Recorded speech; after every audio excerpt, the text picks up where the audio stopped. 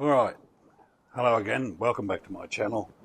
What I thought I'd do today, I thought we might do this radio here. Now, the only reason why I'm doing this radio today is because I'm still waiting on my big 20 watt resistors so I can do the resistor dropping array for the Bellatone. If you see my previous video before that, you'll know what I mean, what I'm talking about. So anyway, let's get back to this radio. Hang on.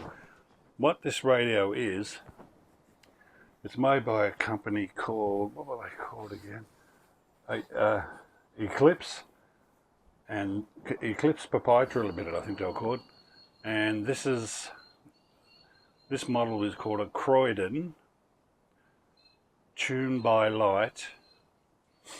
I think it's 550 series. Hang on, I think I've got a thingy on them. Just let me have a look while we look at this radio. Where is it? Ah, yeah, here it is. Okay. Yeah, I'll just put it in front there. I don't know if you can see that. See, Croyden Automatic Series 557. Now, tuned by light, which must be their gimmick. So anyway, we'll get stuck into this and talk about it before we try and get it running. So, okay, so here's the front panel, as you can see. Now, I'm assuming that these will be the lights.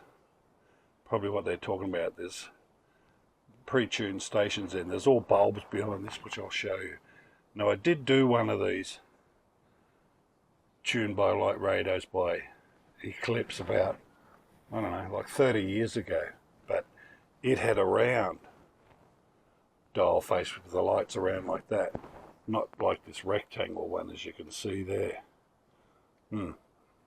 Anyway, so we've got a couple of knobs down here. Don't know what that is.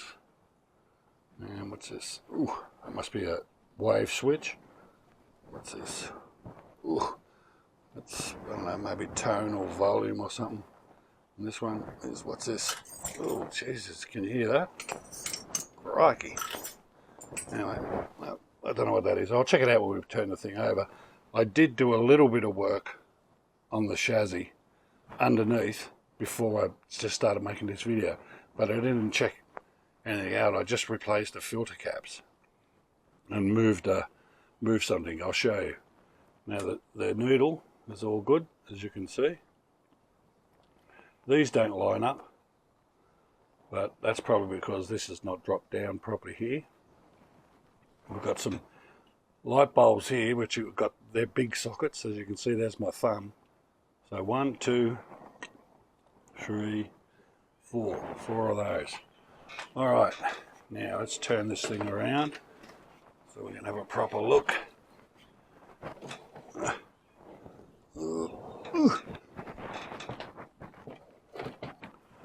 Hang on. Fucking hell.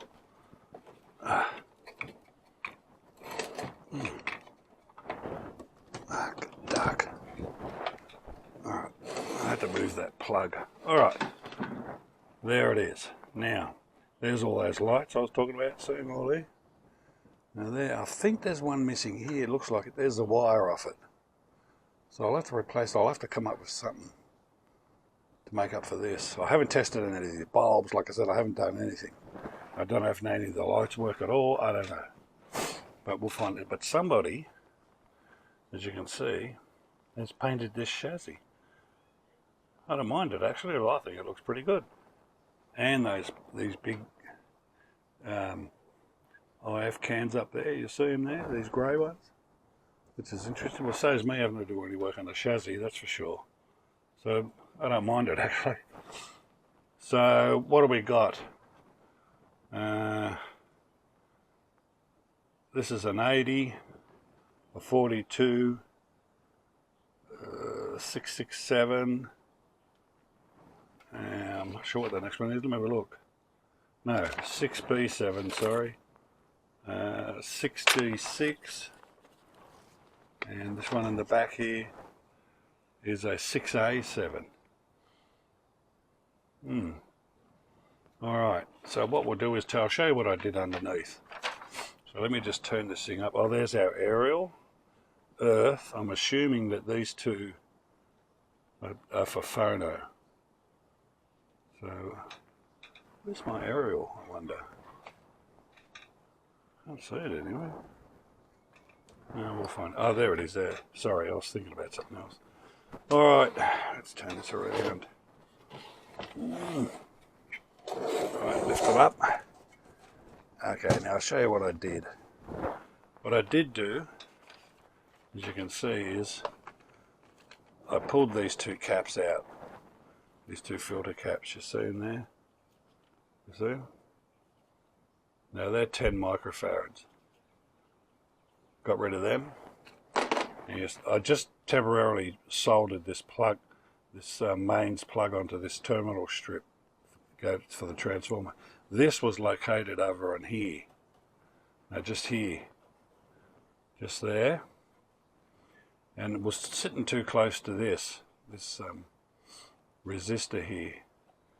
Wound around what looks like asbestos. Like, it's not like I haven't been exposed to asbestos for the last 40 years doing these radios, but I'm still here, so, and I'm 66, so no problems. I'm not really worried about it, but yeah, so all I did was replace these caps. That's it. So let me have a look here. Yeah, see the back missing off this. So let me have a look, listen to it. Jesus, crikey. What have we got here? Is that volume or tone? I wonder. It might be tone, I think. This would be volume here. This one that's a bit stiff. Yeah, because there's our phono running along there to there. So this would be volume. And this other one up here is like a little tuning, fine tuning maybe, I don't know, maybe. That's that rotary switch, and that'll be the tuning, and the dial string's intact, which is always a plus. Alright, so but what I've done is, now if we look at the schematic here, I've got a coffee here too, see it there? I'm going to drink that. Now this one's got this radio has a field coil. There it is, and it says it needs to be 2,700 ohms. Right. Now I had a couple of options I could do. I don't have a field coil speaker. I ran out, so I'm going to have to buy some more. But it depends on the price. You know what I mean? Some of these people want ridiculous prices for some of these parts. They're just ripping people off. To give you an example, for the Bellatone, the radio on the video before this one I was just talking about, the resistors, I needed a 6C8. It didn't have one. I jumped online, and sure, there was plenty of 6C8s, but a lot of these dudes wanted $130, $140, $150 for one 6C8. New old stock. I don't give a fuck if it's new old stock or not. I just want one that's in good condition, work in order. Anyway, I found 5 for sale from the one seller in Bulgaria, and I bought them from him with the exchange rate. It worked out to be $90. That included postage for 5. I've been buying a lot of tubes lately from Bulgaria because I've been getting good deals. These assholes in Australia and the States want some ridiculous money. What do they think? We're all fools? You, me, the other people that work on radios? No. They'll still be for sale for that price in 2 years. So anyway, sorry I'm raving. They just piss me off when they ask way too much money. So anyway, back to this. So if we look here, this here is B+. It goes through. The field coil comes out here. So what I did was solder a couple of wires on here. And what I'm going to do is, I don't have a field coil, so I'm just going to put a resistor on. Now, like I said, they want 2,700 ohms. I don't have a 2.7 k ohm resistor, so I'm using a 3.3, which will be fine. And then the speaker for the actual the the primary side of the output transformer. One goes to here and the other one goes to here. So if you look over here, I've got a little output transformer there, as you can see. Now its primary is 5,000 or 5K, you might as well say 5K, sorry. And this radio is 4,000. Now I put it on the test meter, it says about 4.7. So it'll be fine, but for the amount of time I'm running, it's not really worth worrying about. The output on the other side, on the secondary side, I've got it set to 4 ohms, but if you put the meter on, it says 2.2. This speaker is 2 ohms, but it's a shitty speaker. It's terrible. The thing's scraping and everything, but so the sound coming out of it won't be very good, but it'll be fine. It'll work. So there's the resistor, just there, that I'm going to use in place of the field coil. So we'll just plonk that there, and we'll see if they get this radio running at least something. Okay, so let me just get this wire out here. So we want this one to go there, and the other clip to go. I was going to use the wires, but I'll do it like this. It doesn't make much difference. I did solder some on, but I'll use them for later. And when I get some other gear, let's put this thing on here. Fucking hell. Right, so that's that on. Now, for the speaker, clip that onto there. Now it'll go to, we'll send this over to here, just there. Oh, the rubber come off. And this red one, no, white one, will go here. And we'll put this over to here. Alright, so just have a sip of my coffee.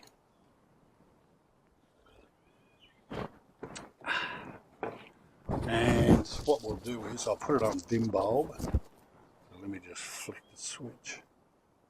I haven't turned it on yet. I will in a minute. I'll do it now. But that's just on at the wall. I haven't actually turned the radio on yet, as you can see. If we zoom in.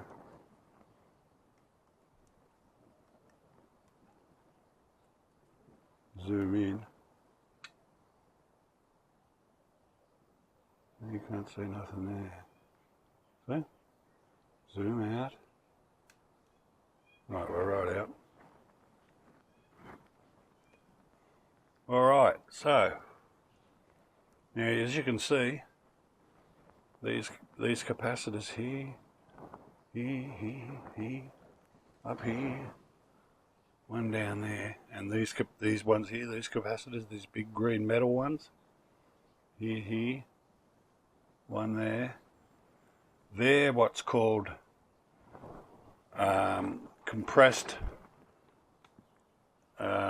compression type mica, so which is interesting. So I'm just going to leave them. They should be okay. Mica capacitors nearly all. Geez, a lot of the times there's nothing wrong with them, but I'll have to replace all these, and I'll have to test all the resistors, but that'll be for the next video, not this one. All we're going to do is run a little test here to see if it runs. So I'm going to power on now, and let me just check this here. Let me just see this here. Okay. Alright, let's put her on. Oh, got to plug it in first, that'd help. Jesus. Losing it, folks, losing it.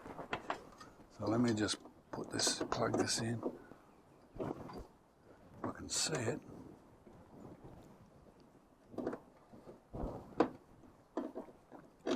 There it is. Alright, now if you watch the meter up there, I'll just get a bit closer if you can see it. There's the dim bulb coming on. See? Now we'll see if this